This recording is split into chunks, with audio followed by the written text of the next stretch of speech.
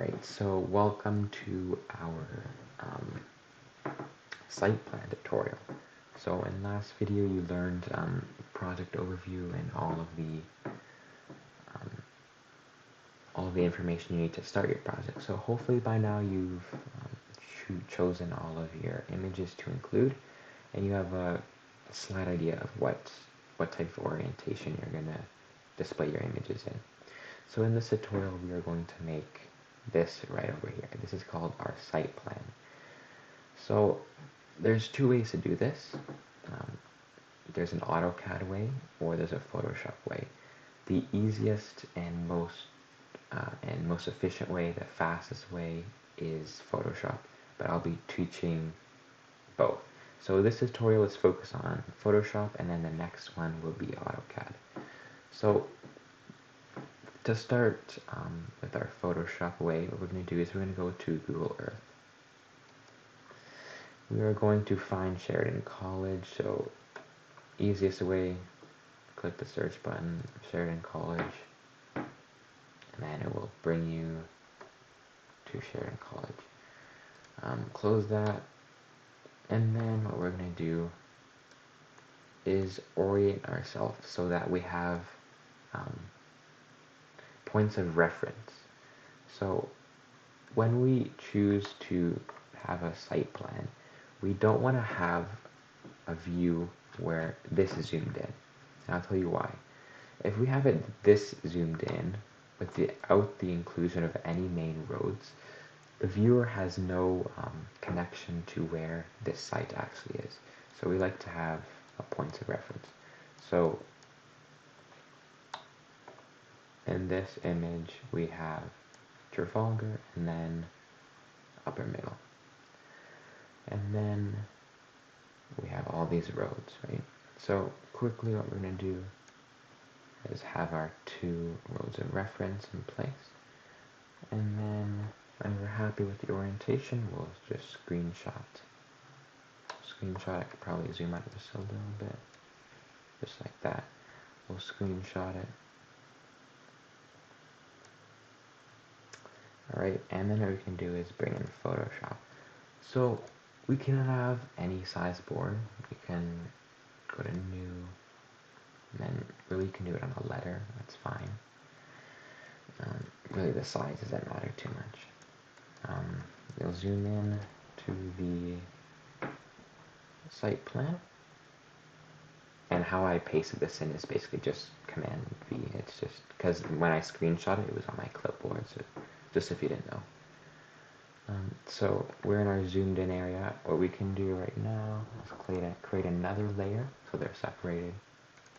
We'll label this like main roads. So our main roads are Trafalgar here and then upper middle just along this axis. So we can grab our line tool and then really don't matter too much about being exact. They just really need to be straight. So you can change the stroke. That's probably good. Maybe just a little bit more. Enter. And then another line tool. We'll just go for Trafalgar this time. Enter. So we have our 2 points of reference now. And then for the rest of the streets, we do not have to go over every single street with a line because that would be way too confusing for the reader. So really the main points of areas that you need to cover are, for one, probably this area, because if you didn't know already, probably should have told you before, but this is actually the site of our bike share, just right over here. So yeah, just so you know, this is the site right here. This little box over here. Right now it's actually a bus stop, so if you go on Google Maps you can see it's a bus stop, so that's the exact place where it is. So what we can do is we can use, what is this called, curvature tool? Curvature pen tool. And then we can freehand the curve, probably stroke needs to be definitely a lot less than that. What's going on? And then our fill, definitely transparent. So we'll play around with this. Go as slow as you can. Try to make it, as accurate as possible. But this doesn't look too accurate, but I still think it does a good job of showing exactly where some of the where the bike share is, right? So I'm gonna just do this very quickly. I'm trying to make them a little bit straight. Alright, so yeah, experiment with that. You can do all the lines of the roads. Really focus on this area over here. Instead of all the houses over here and over here, really just focus on the Trafalgar campus.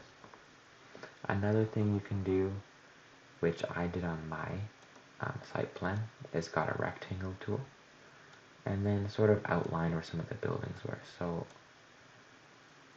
and make sure your fill is on for this too. So, sorry.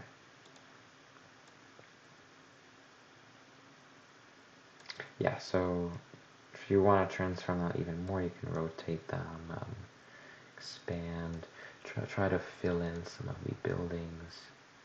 So say that one building, you can just Control C and V, like just transform them and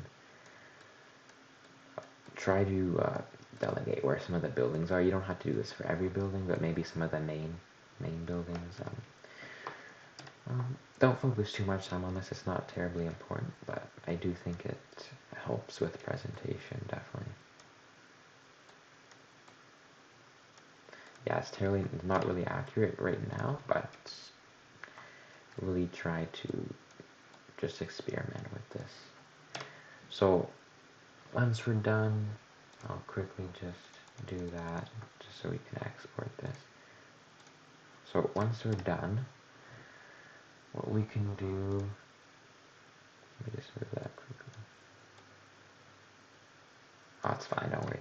Okay, so once we're done, we can hide our original one, and that's basically a site plan. It's gonna look a lot better than this because I spent 3 minutes on it, so really experiment it. Also, quickly, what you can actually do is get our square again and actually outline where our site is. And you can do this in more of a highlighting color than black. So when we unhide it, it'll be more evident. So once we're ready with that, what we can do is define these roads. So this is upper, middle. Oh my gosh, my spelling. Okay, this keyboard. Anyways, I'm not gonna blame it. I'm not gonna blame it. All right, let's move this. Control T.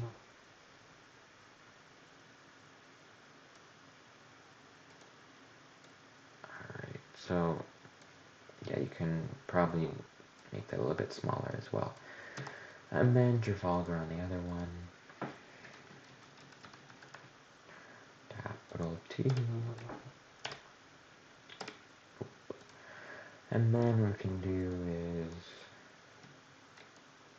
what am I doing? So yeah, we'll decrease the size a little bit. What is going on? Control T. Okay, rotate, decrease size, and then you can orientate it just like that. So that's really the basics. What I did is I did a sun pattern just to show I took into some consideration where the sun would be throughout the year. It's definitely not something you need to do, but if you would like to do it how I did it was I got an ellipse tool. I made an ellipse. I made the fill 0, and then had a little bit of a strokes of like a yellow color. And then I put that at the bottom so everything would overlap that. Everything would overlap, and then what I basically did, moved it into the correct orientation, and then just click the layer and then delete whatever you don't want. Make it a little bit neater than that, but what?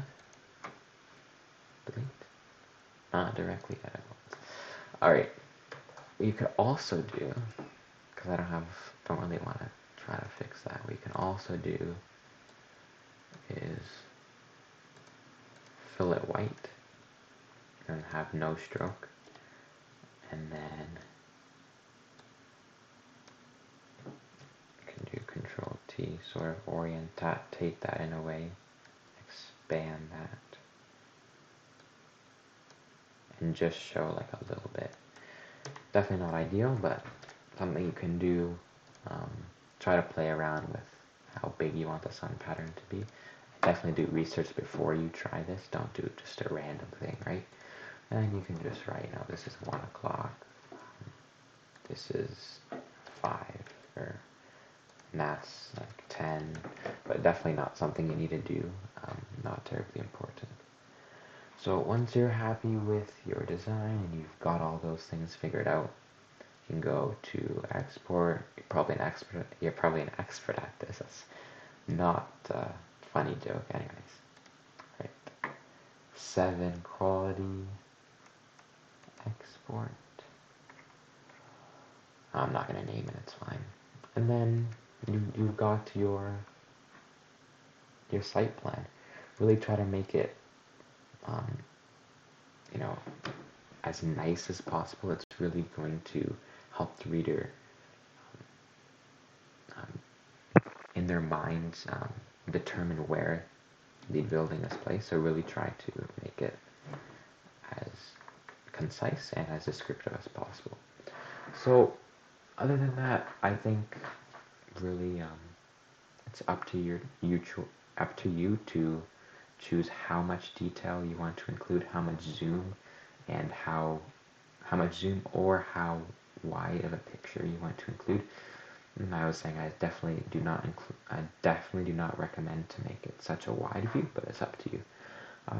So if you do not like Photoshop or you're not too confident in it, I will also show you, or if you want to learn a new software or try something new, you can watch the next tutorial, which I will be describing how to do it with AutoCAD, alright?